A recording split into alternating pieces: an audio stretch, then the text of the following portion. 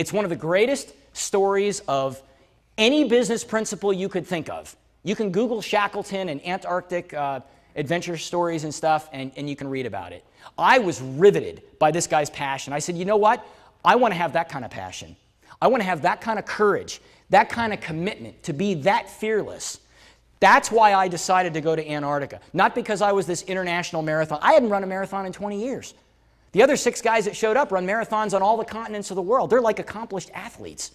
I'm just an Antarctic fan who happens to have an athletic bug. I hadn't run a marathon in 20 years, so I said, I'm going. Beg, borrow, or steal. Greg Godak told me, sell everything. In the parking lot, in the rain. I could hardly hear him. The rain was hitting the roof of the car so hard. And I said, I'm going to follow in my hero's footsteps.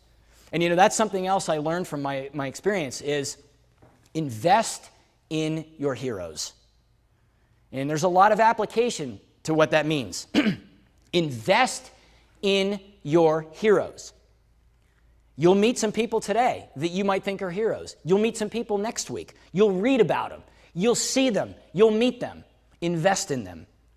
They're worthy of every nickel and every minute you have to become like them, the character. I thought, that's the kind of DNA and character that I want to have, that I want to try and help other people have. That story absolutely moved me. So I ended up buying another book, and then another book, and then my wife's like, we only have a 2-bedroom condo. We're running out of room, Mike. So I tore out the 2nd-bedroom closet, put in bookshelves, got more books, and you know, I just kept going crazy. But it's a passion because of what I see in these guys and what I learn from them and what I can take that I learn and implement it into every area of my life and what I do. So now on to the 2nd chapter. Now I'm going to go to Antarctica. And then I go, okay, now what? So I hang up the phone on this radio show, right? Greg convinces me to go in the parking lot at Claremont Mesa 805 in the pouring rain, and I had never met him.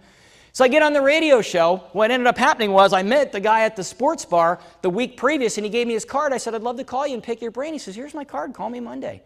Little did I know the phone number on the card was the on-air number. I had never been on the TV, the radio. I hadn't done anything. I won a record as a kid in like 5th grade for being the 10th caller into the radio show. You remember the old vinyl they used to give away? Other than that, I had never had anything to do with the radio.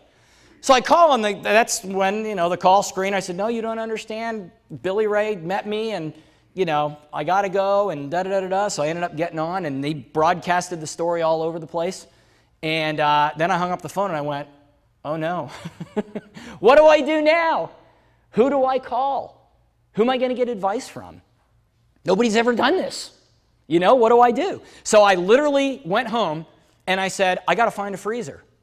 I don't know what they look like. I don't know how big they are. I don't know if they have to go to LA. Are they in San Diego? Are they underground? Where are they? So I got the yellow pages out and I look, do I look under F for freezers, I for ice, P for penguins? I literally don't know what to do. I just picked F.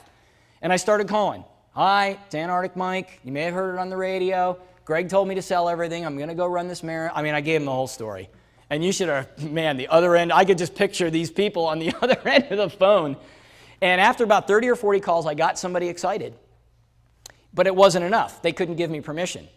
So I put on that parka, these pants, those mucklucks, and I went down to the freezer off Miramar Road. And I said, Josh, you're the manager. I'm Antarctic Mike. I've left you 1,000 voicemails. I'm here. Now you know I'm serious. Yes, I'm not crazy, but I really want to run in your freezer. And you know what? I mean, sometimes it's really comical, but when you think about what the driver of that is, you just have to find a way to make happen whatever it is that you want to do. There are no excuses. Just run through them, work around them, get creative. And sometimes you just have to find a way to do something a little bit different. And well, it turns out he was the only one out of 30 or 40 calls that would even entertain the idea. Well, it turned out that this man who owned the freezer, 75-year-old guy from Hungary, hardly speaks English, lives in Pasadena, turned out he owned a business in Antarctica. I'm like, what did you do down there? I don't think you built any homes, or I mean, what do you do? Do you sell ice? I mean, you drive trucks? What do you do down there? He said, he goes, my engineering company built what's called the closed loop system for all the diesel fuel and all the water at McMurdo, which is the biggest research facility on the entire continent. I'm like, wow, this is pretty cool. So he let me in his freezer. And there I was. I just got on the spin bike, And you can see the color isn't so great, but my eyes would freeze open and shut. It was 15 below zero in there, and I'd run back and forth.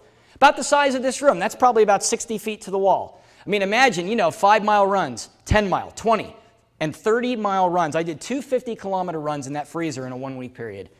You talk about a frozen hamster in a cage, just kind of, you've seen those poor animals in the pet shop that just kind of go like this all day?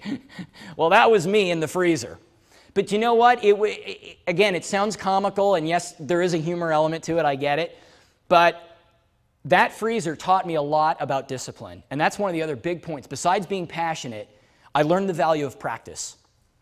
And I grew up as a kid playing ice hockey. I guess not a surprise for a guy that likes the Antarctic, right? I grew up playing ice hockey in Philadelphia, and I'll never forget the day my coach said to me, the kids were kind of screwing around, not taking practice seriously, and ice time's expensive. Our parents are having to pay for this. He pulled me aside one day, he said, look, you want to be a captain? You want to be a goal scorer? You want to be an impact player? I said, yeah. He said, you will play the game the way you practice. And that's all he said. And I still remember this. I can remember what he looks like. I can remember the jacket he was wearing because it made that vivid of an impression. You will play the game, Mike. You will not play any better than the level that you practice at. And he skated away. He didn't say another word. And I never took a practice lightheartedly ever again in any sport I ever did. I think about that guy. His name was Ed. I think about that guy and that moment. You play the game the way you practice. Make the practice harder, and guess what? The game goes easier. Because I told you earlier, difficulty is a relative term. It's all in how you set the standard, right? If you're a weightlifter, I couldn't bench press more than 150 pounds, but somebody who's had the discipline and the practice can do twice that or 3 times that. So to them, 150 pounds is nothing. To me, it's everything. It's all relative. Just like difficulty in any application, it's all relative. Saving money, losing weight, getting in shape, building a business, right? The application applies in any world. You play the game the way you practice. And I learned something in this freezer. When I trained in here for about a year before the marathon was easy relative to this practice. This was much harder. And that's why the 7-hour and 15-minute run in Antarctica seemed like 7 minutes. And then I learned something, the real value of that freezer. When I went back and trained for another year, because remember I went back to run the 100K, I looked at the freezer very differently. And I saw the value of the freezer was not so much to adapt to the cold, or to figure out what clothing to wear, or to figure out how I'm going to cut up food to eat because it all freezes and all that stuff. It was the mental monotony that built what I call the muscle of discipline and the muscle of self-confidence, because I knew it was a mental thing. And people were like, you didn't have any Windows in there, you didn't have any iPod, you didn't have any, no, I had nothing. And people are like, well, how could you withstand that?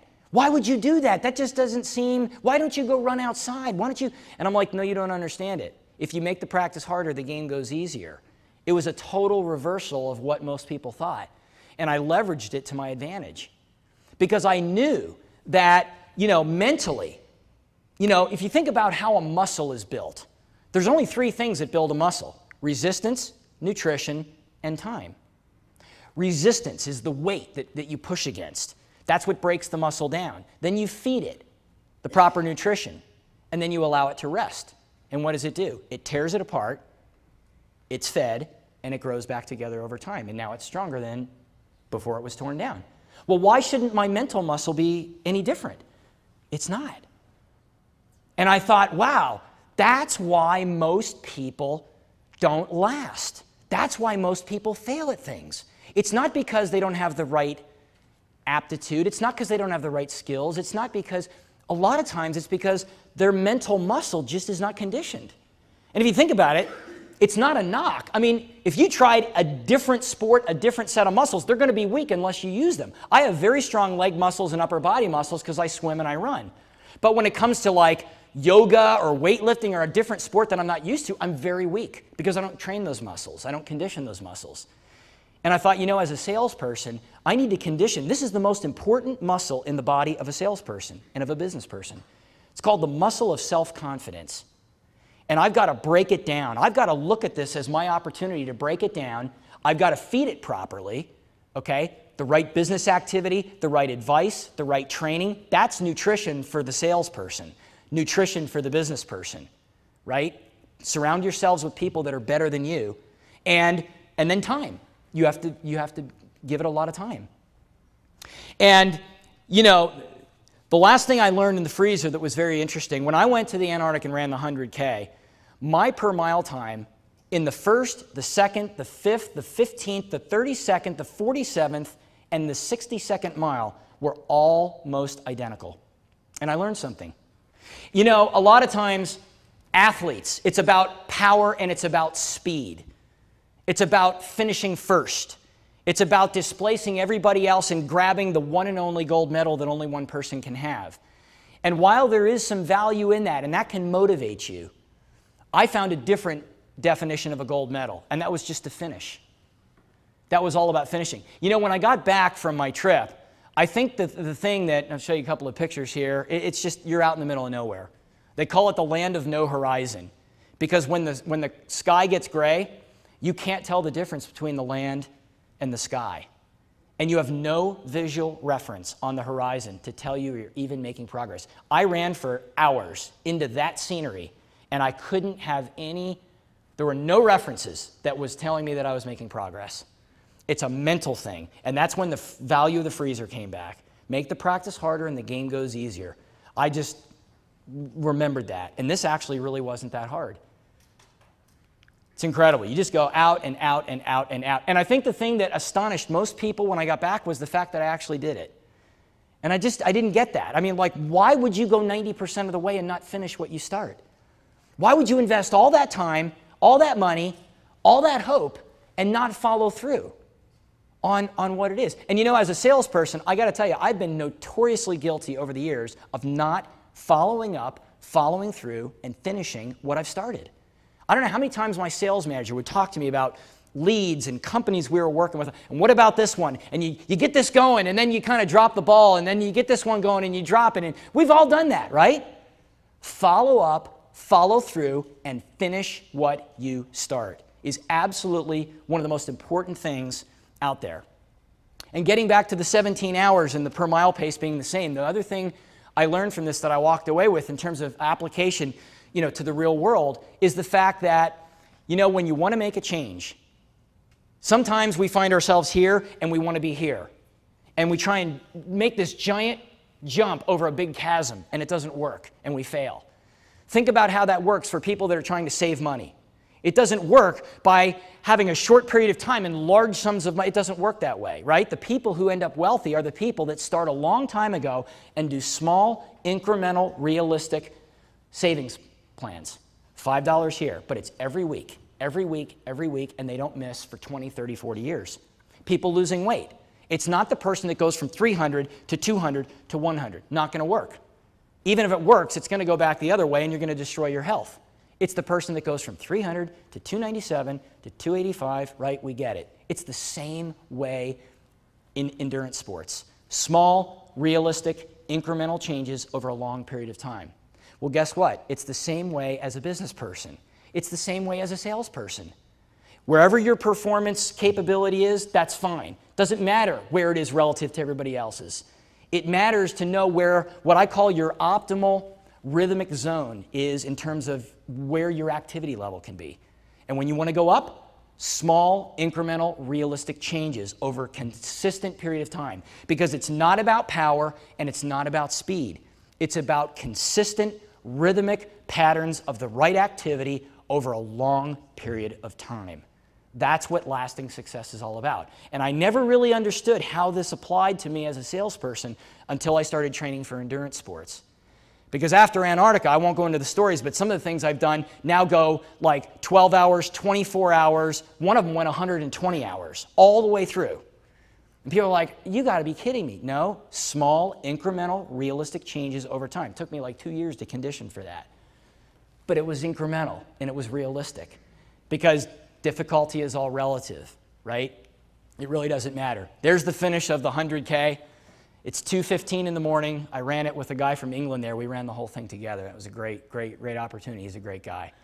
And it was just an amazing experience that I'll never forget. And I learned all these lessons, you know, by training and doing something that I really, really, really, really love to do.